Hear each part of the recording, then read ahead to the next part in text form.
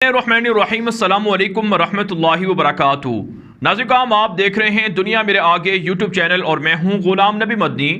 आज 17 जुलाई 2021 है और आज दिन है हफ्ते का। नाज़िकाम, अफ़गानिस्तान पर अफ़गान तालिबान की फतूहात बढ़ रही हैं। अफ़गान तालिबान का कब्ज़ा बढ़ता जा रहा है। अफ़गान तालिबान की गिरफ्त मजबूत हो रही है। जैसे जैसे अफ़गान तालिबान अफ़गानिस्तान में फ़तह हासिल कर रहे हैं, कामयाबियाँ समेट रहे हैं, काबुल फ़ौजों को शिकस्त देकर उनसे इलाके छीन रहे हैं, वैसे वैसे पाकिस्तान पर हमले भी बढ़ना शुरू हो चुके हैं।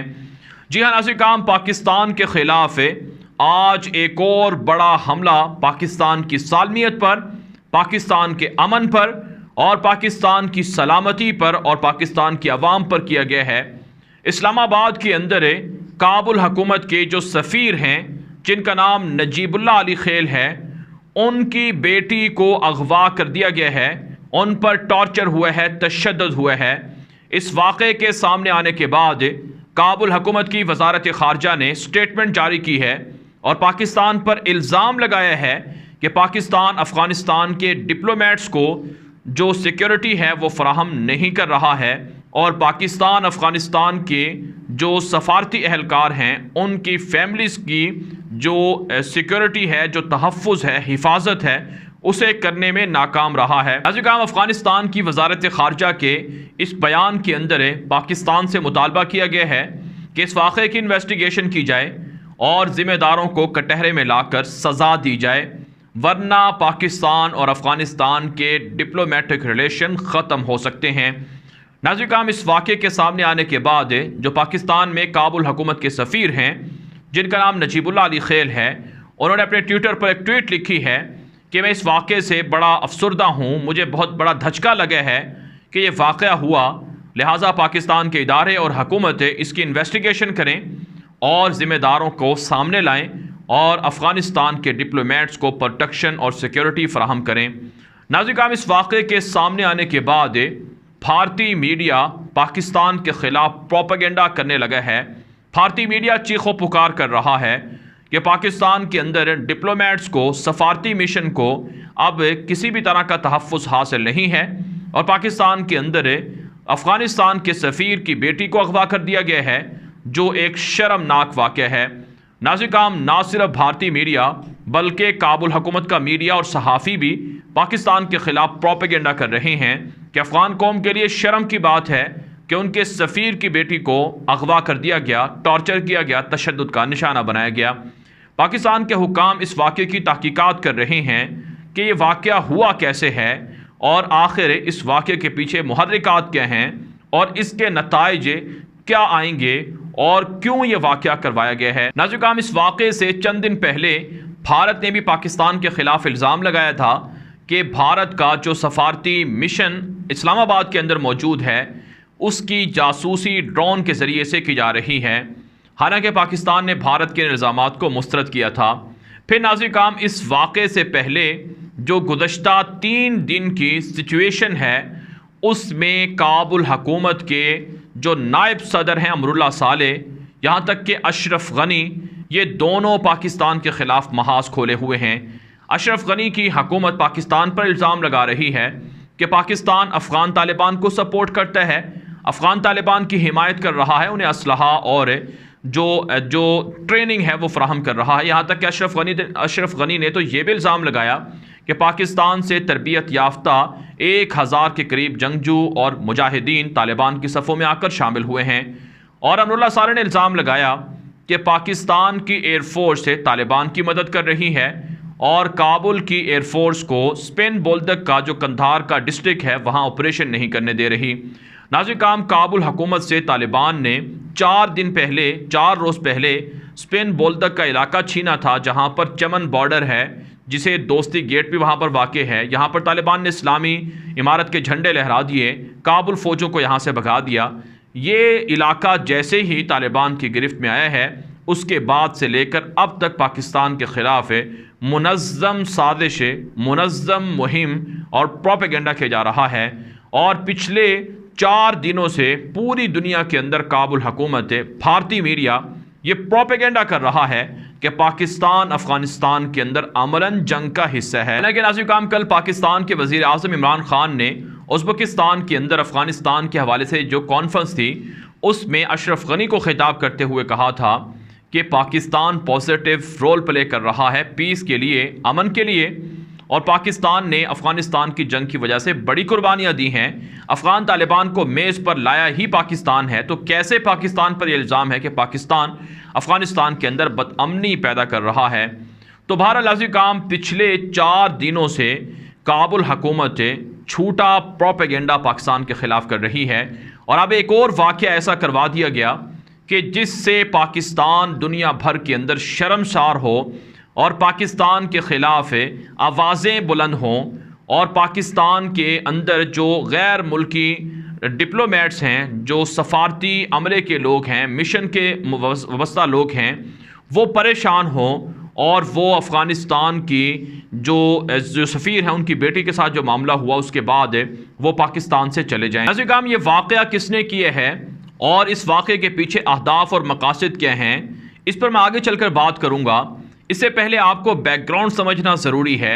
आज पाकिस्तान की फ़ौज के जो तर्जुमान हैं मेजर जनरल बाबर इफ्तिखार, उन्होंने प्रेस कॉन्फ्रेंस की है कि 1 मई 2021 से लेकर आज की तारीख़ तक पाकिस्तान की फ़ौज पर और पाकिस्तान पर 160 से ज़ायद बार हमले हो चुके हैं जो अफ़गानिस्तान की सरज़मीन से हुए हैं। पाकिस्तान के अंदर जो हालिया दहशतगर्दी के वाक़यात आ रहे हैं, जिसमें चाइनीज़ इंजीनियर्स पर भी हमला शामिल है, जो पाकिस्तान के अंदर हुआ है, जो दासू डैम बनाने के लिए अमला जा रहा था। अगरचे इस वाक़े की इन्वेस्टिगेशन जारी हैं कि यह धमाका से ये वाक़या पेश आया या कोई हादसा हुआ है। चाइनीज़ जो हुक्काम हैं उन्होंने अपनी खुसूसी टीम भी पाकिस्तान भेजी है। पाकिस्तान के वज़ीर ख़ारजा से चीनी वज़ीर ख़ारजा ने रब्ता भी किया है, और पाकिस्तान के वज़ीर ख़ारजा भी इस वाक़े के बाद चाइना विज़िट करने जा रहे हैं। तो पाकिस्तान के अंदर पिछले 2.5 महीनों से 160 से ज़ायद बार हमले हो चुके हैं, और ये हमले बराह रास्त अफ़गानिस्तान से हुए हैं। इन हमलों के अंदर 60 पाकिस्तानी जवान शहीद हुए हैं और 40 जवान ज़ख्मी हुए हैं। 2.5 महीनों के अंदर इतने बड़े वाक़यात का हो जाना, ये पाकिस्तान के लिए और पाकिस्तान के ख़िलाफ़ हमला करने वाले दुश्मनों की साजिशों को वाज़े करता है। नाज़रीन, ये सारी की सारी गेम इस वाक़े के बाद शुरू हुई है जब पाकिस्तान के वज़ीर आज़म इमरान खान ने अमेरिका को एब्सोल्युटली नॉट कहा।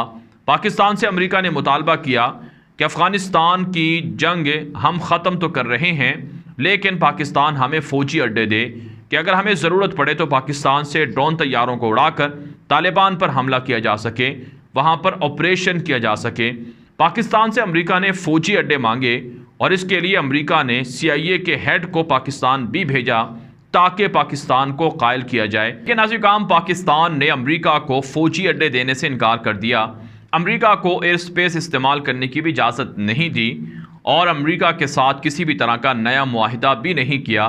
बल्कि पाकिस्तान ने अमेरिका को ये कह दिया कि अफ़गानिस्तान के ख़िलाफ़ पाकिस्तान की सरज़मीन कभी इस्तेमाल नहीं होगी, और अगर खाना जंगी और हालात ख़राब हुए तो पाकिस्तान अफ़गानिस्तान से मुल्हिका बॉर्डर्स को सील कर देगा। तो ये दरअसल बुनियादी वजह है पाकिस्तान पर हमलों की। पे दर पे मुसलसल हमले पाकिस्तान पर हो रहे हैं जो अफ़गानिस्तान से हो रहे हैं। ये हमले कौन करवा रहा है? इसके पीछे नाज़रीन अमेरिका है, इसराइल है, और इसराइल की मोसाद एजेंसी है, और भारत की दहशतगर्द एजेंसी रॉ है, और इसी तरह से पाकिस्तान के ख़िलाफ़ NDSA जो काबुल हुकूमत की खुफिया एजेंसी है वो शामिल है। तो ये सारी जो सूरत हाल बनी हुई है, जो मुख्तलिफ़ वाक़यात हुए हैं, जो जैसा कि पाकिस्तान के आर्मी के तर्जुमान ने कहा है कि 7,000 के करीब ऑपरेशन पाकिस्तान की फोर्सेस पिछले 2.5 महीनों में कर चुकी है। दहशतगर्दों के ख़िलाफ़ ऑपरेशन का सिलसिला वसी है, और पाकिस्तान और अफ़गानिस्तान के बॉर्डर पर फ़ौज की मूवमेंट में इजाफ़ा हुआ है, और पाकिस्तान के अंदर हालात को मज़ीद ख़राब करने की, खाना जंगी की, दहशतगर्दाना हमले करवाने की साजिशें हो रही हैं।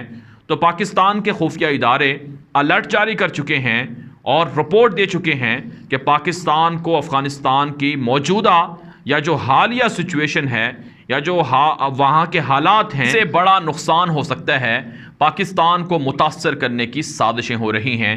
तो ये सारी चीज़ें नाज़िर काम आप सामने रखकर बासानी ये बात समझ सकते हैं कि अफ़गान तालिबान की फतूहात, अफ़गान तालिबान का 200 से ज़ायद अज़ला को छीन लेना, 34 सूबों के अंदर अफ़गान तालिबान की मौजूदगी, काबुल हुकूमत के 5000 से ज़ायद फ़ौजियों का सरेंडर होना और पिछले 2 महीनों के दौरान काबुल हुकूमत के 1.5 से 2000 फ़ौजियों का हलाक या ज़ख्मी हो जाना, और इसी तरह से ताजिकिस्तान, उज़्बेकिस्तान, तुर्कमानिस्तान, ईरान और पाकिस्तान से मुल्हिका बॉर्डर्स पर जो तिजारती रूट्स हैं उन पर तालिबान की गिरफ्त और काबुल हुकूमत की शिकस्त और अमेरिका का फ़ौजी इनखला, नेटो का फ़ौजी इनखला, ये सारे मामलात एक साथ हो रहे हैं और इन मामलात के बाद पाकिस्तान पर हमले हो रहे हैं। अब सवाल ये है कि पाकिस्तान इन वाक़यात के ख़िलाफ़ क्या करे। नाज़िर काम, ईंट का जवाब जब तक पत्थर से ना दिया जाए तब तक दुश्मन बाज नहीं आएंगे। पाकिस्तान के गुमनाम हीरोज़ भारत के जासूसों को, भारत के दहशतगर्दों को अफ़गानिस्तान के अंदर से उड़ा रहे हैं। भारत पिछले 10-15 दिनों के दौरान 2000 के करीब जासूसों को अफ़गानिस्तान से निकाल भी चुका है। भारत असलहा अशरफ गनी की हुकूमत को दे रहा है, मुख्तलिफ़ ओहदों के साथ जासूसों को अफ़गानिस्तान के अंदर घुसाए हुए है।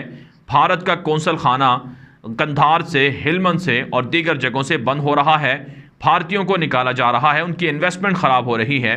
तो ये सारी चीज़ें दुश्मन को हज़म नहीं है, इसलिए दुश्मन हमला कर रहा है। अब पाकिस्तान काउंटर करेगा, पाकिस्तान खामोश नहीं रहेगा। चीन के साथ पाकिस्तान के राबते बढ़ चुके हैं, पाकिस्तान और चीन का बदला लेने पर इत्तिफाक हो चुका है। अफ़गान तालिबान से भी पाकिस्तान और चीन के राबते हो चुके हैं और ये तीनों जो पाकिस्तान मुखालिफ दुश्मन हैं उनको अफ़गानिस्तान के अंदर नाकों चने चबवाएंगे और उनसे बदला लेकर दिखाएंगे। लिहाजा नाज़िर काम, ये जो वाक़या हुआ इस्लामाबाद के अंदर यकीनन यह काबिले अफसोस वाक़या है, शर्मनाक अमल है, लेकिन यह वाक़या पाकिस्तान के लिए उन लोगों ने किए हैं, पाकिस्तान के ख़िलाफ़ उन लोगों ने किए हैं जो पाकिस्तान के दुश्मन हैं। ये दुश्मन पकड़े जाएंगे और दुश्मन को पाकिस्तान बेनकाब कर देगा, जैसा कि लाहौर के अंदर जौहर टाउन में धमाका हुआ था उसको बेनकाब किया गया था। लेकिन बहरहाल ईंट का जवाब पत्थर से अब मिलेगा और भारत के ख़िलाफ़ सर्जिकल स्ट्राइक भी होगी और अमेरिका और उनके पालतू जो उनके इत्तेहादी हैं उनको भी सबक मिलेगा। इस वीडियो के हवाले से जो आपकी राय है, अपनी राय कमेंट के ज़रिए से ज़रूर हम तक पहुँचाएँ। अब तक के लिए इतना ही, इजाज़त दीजिए। अल्लाह हाफ़िज़।